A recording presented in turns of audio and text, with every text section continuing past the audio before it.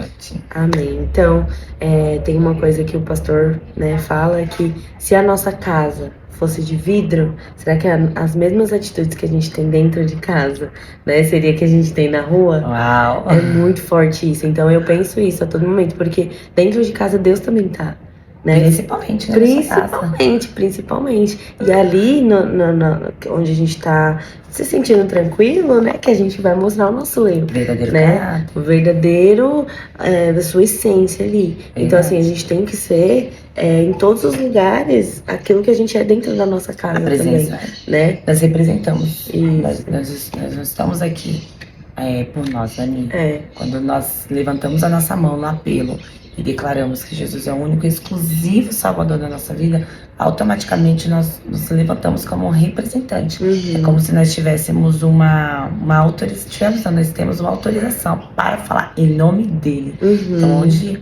nós chegamos com palavras ou sem palavras, com gestos e atitudes, nós já estamos representando. Sim, então, o nosso posicionamento, o nosso comportamento diz a quem nós estamos representando. Exatamente, isso nos dá autoridade, né? Isso mesmo. Sobre todas as situações da nossa vida, né? Todas. Como a gente tá falando de libertação, o diabo, ele vai olhar ali pra você, ele vai querer te condenar. Claro. Né? Claro que não é por nós, não é nada que eu faço ou que eu deixo de fazer, que o diabo vai olhar pra mim e vai querer. Mas ele respeita a mão forte ali do Senhor sobre você.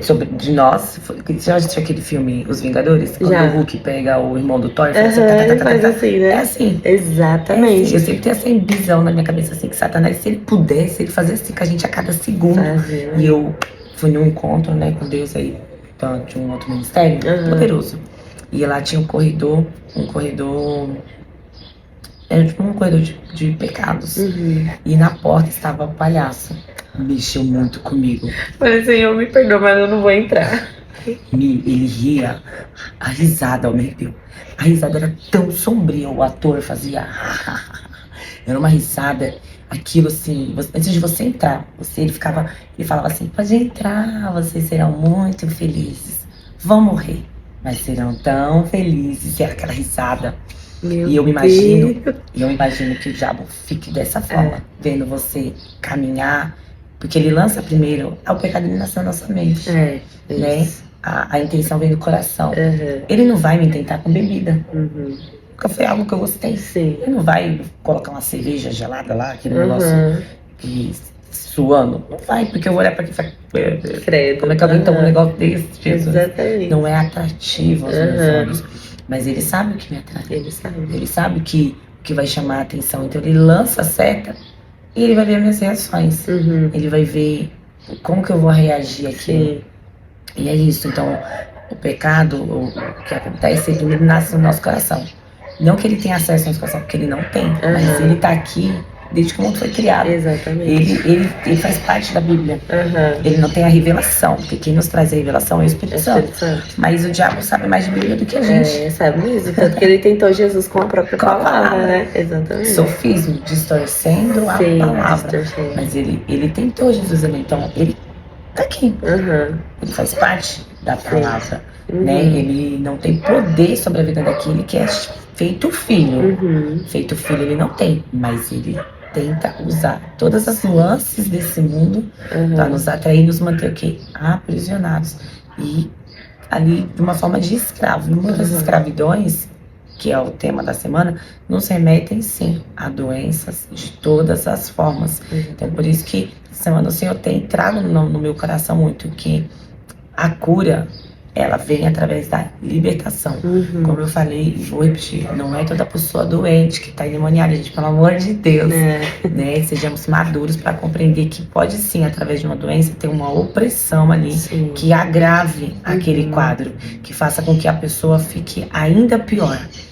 Que são os quadros das doenças psicossomáticas, né? Que ali existe uma opressão gigantesca na mente daquelas pessoas, onde elas têm crise de pânico. Eu já tive ataque de pânico dirigindo. Você imagina eu ataque de pânico dirigindo. O que eu ia viver? Meu Deus do céu. Então eu não conseguia dirigir. E assim, foi um momento muito difícil da minha vida. Muito difícil, porque eu falava, Senhor, como assim? Como que isso é possível? Mas é isso, Satanás, ele faz o quê? Ele pega o que o Senhor te deu e tenta transformar aquilo em algo ruim. Exatamente. Tenta, mas não vai conseguir, porque o Senhor sim tem o poder de transformar maldição em bênção. Exatamente. Mas Satanás jamais vai poder tocar naquilo que o Senhor declarou sobre a sua vida que é como bênção. Então, assim, eu entendo o seguinte, que indiferente da área, todos nós temos áreas a serem curadas. No seu caso, eu entendo que era a área do casamento. A sua cura era compreender que o plano do Senhor para um casamento é um casamento feliz, de parceria, de companheirismo. É exatamente o que a Bíblia fala. Dois se tornam um. Exatamente. Dois se tornam um. Você falando dessa questão da libertação, me vê aquele versículo, né? Que o diabo ele anda ao nosso derredor, rugindo como um leão, procurando a quem possa tragar. Né? Então, assim, ele fica procurando quem dá bola pra ele. Quem dá também, quem dá palco pra ele. Mas é muito sutil, igual a gente tava falando. Muito. Começa de uma brincadeira, de uma menina que tava lá brincando de boneca, né? E lá tem um filme muito bom, que até recomendo, é Nefários, não sei se você já assistiu. Não. Ele é muito bom. Ele assim, não tem cenas de ação nem nada. Eu não vou dar muito spoiler, né, pro pessoal assistir, mas é uma libertação, só que aí ele vai procurar um advogado, porque o cara quer se matar lá e tal, ele tá dentro da cadeia, e aí eles querem, né, que ele assine a pena de morte, falando que o cara é louco. Só que aí quando o cara vai conversar, esse cara é ateu, ele vai conversar com o detento, o cara falou assim, eu sou um demônio, eu quero matar a vida desse cara aqui.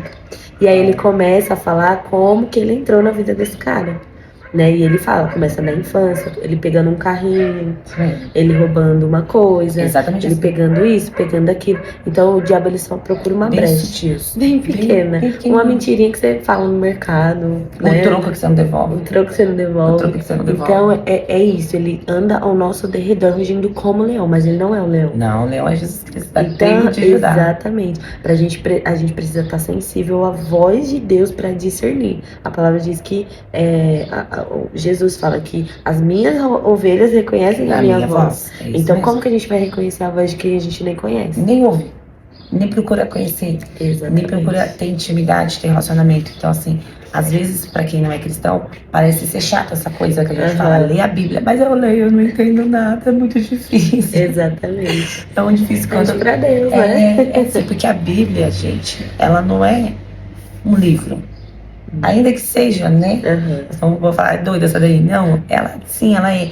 Mas quando você pede ao Senhor a revelação da palavra, é impressionante. Você bate o olho aqui e o Espírito Santo, ele fala com você naquilo que você está vivendo. Exatamente. Eu estava testemunhando para a Nath uma situação que eu vi, que eu me senti injustiçada por Deus. Eu passei um dia de DR diante de Deus. E fui lá, estava me sentindo injustiçada por Deus.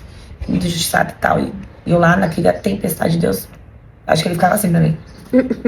A criança birrenta lá. E ele esperou me acalmar. Tudo no outro dia, à noite, eu peguei a Bíblia, eu falei, Senhor, eu me sinto injustiçada, mas mesmo assim eu te amo. Eu tava muito injustiçada, tava a vítima da sociedade, sabe?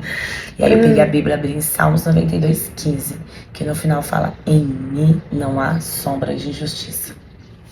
Amém, entendi, Jesus. Exatamente. Você tá entendendo? Então, assim, aquele momento que eu estava vivendo, eu estava me sentindo destruída e injustiçada por Deus. Por que o Senhor permitiu que isso acontecesse? E Deus deixou eu viver meu momento ali. Porque Deus respeita a nossa dor. Ele sente, assim como as irmãs Marta e Maria estavam sofrendo com a morte de Lázaro, Jesus não chorou porque Lázaro morreu. Ele sabia que ele ia ressuscitar. Mas ele se comoveu com a dor. Ele se comoveu, eu acredito que ele...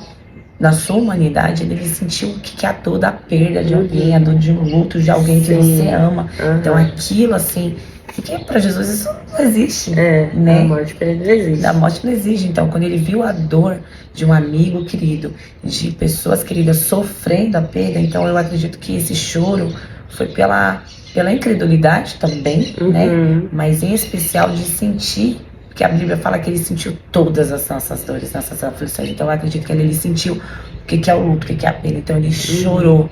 Então a mesma coisa com as nossas dores, os nossos sofrimentos. Então ele respeita. Ainda que às vezes também não adianta falar que a gente está no meio de uma tempestade.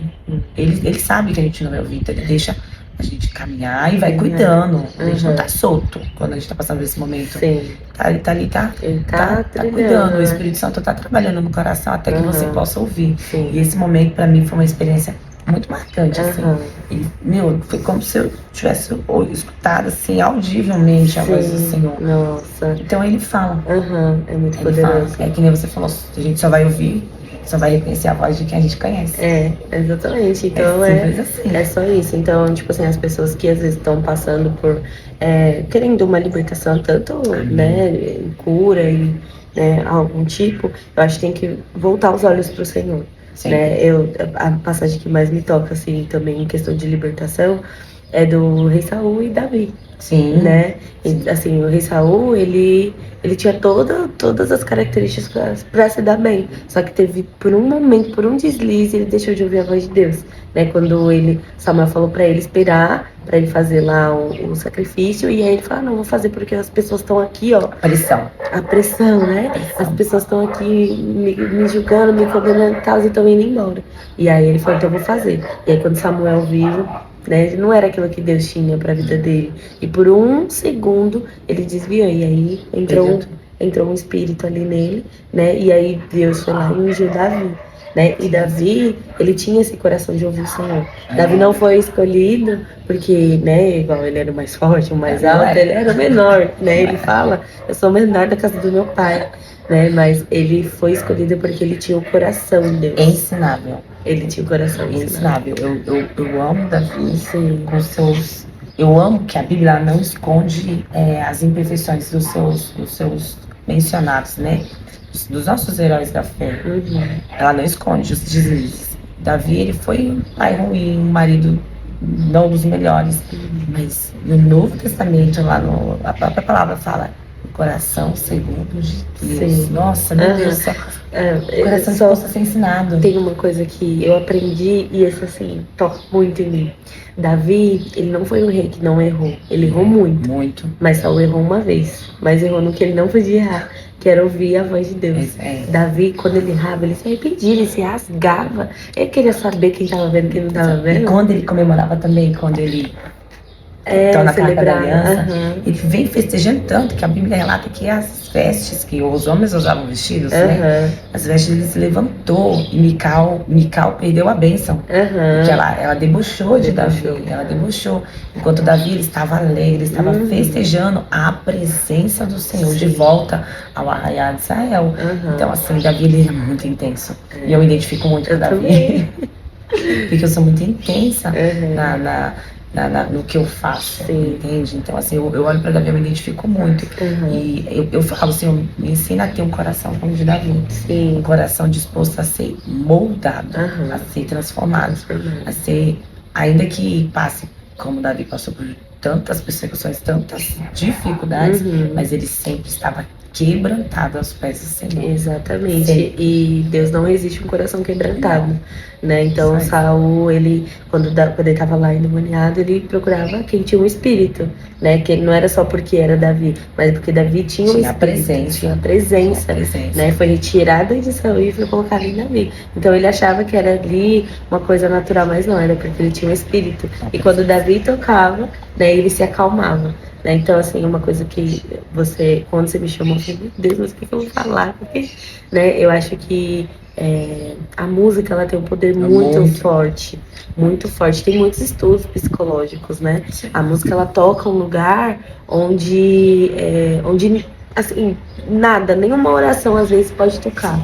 Né, porque é algo que entra na nossa mente e mexe com as ondas vibratórias do nosso cérebro. A gente traz sentimentos, emoções, sabores, cheiros, lembranças. Nossa, é muito isso. Você ouve uma música da sua infância, você lembra. Às vezes você lembra, né, de uma situação que aconteceu, você lembra do que você estava comendo, dependendo do que for. Da roupa que você estava usando quando você ouviu aquela música. Poder do louvor, então, acho que eu gosto muito de Davi, porque Davi ele tinha essa conexão com Deus. Né? Além de ser o homem segundo o coração de Deus, ele era era um adorador também, né? E assim, essa passagem, né, fala pra gente clamar ao Senhor, Isso né? mesmo. Então, mesmo que a gente esteja numa condição que a gente não tenha controle, eu acho que clamar ao Senhor. E a gente fala, como? Eu não sei, o que eu faço? Coloca um louvor e declara aquele louvor sobre a sua vida, né? Às vezes não é as suas palavras, mas as palavras que alguém colocou ali vai fazer sentido com você. E outra coisa que eu sempre falo aqui no canal, lágrimas são lindas orações. Lágrimas são lindas orações. Às vezes, a gente vê algumas pessoas já há um pouco mais tempo na fé, a gente cria certos ritos de uma oração. A gente sempre começa da mesma forma, até sem perceber, a gente vai mecanizando ali a situação. Só que tem momentos da vida que a gente não tem palavras. A gente já orou, já falou, já declarou a palavra, já colocou um louvor, mas tudo se esgotou.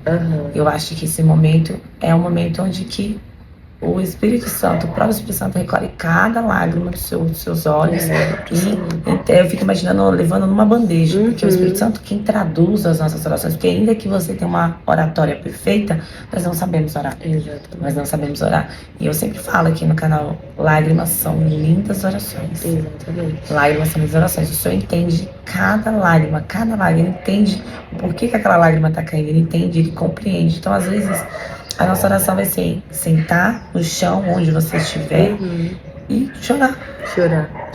Ali você encontrar, ter a certeza que enquanto você está onde você estiver sentado no chão, a Joyce Maia fala que o poço dela é o banheiro. Ela adorava chorar no banheiro.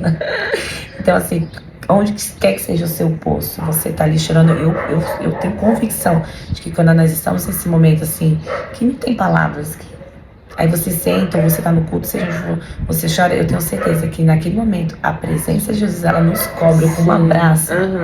Um abraço, porque o coração tá o que? Quebrantado. O coração tá genuinamente ali entregue, porque você mostra pro seu Senhor, nem palavras mais eu tenho pra te falar. Mas eu te entrego a minha vida. Mesmo assim, eu tô nos seus pés. Mesmo assim, eu tô nos pés de que definitivamente resolve, quem cura, quem salva e quem pode me libertar dessa opressão.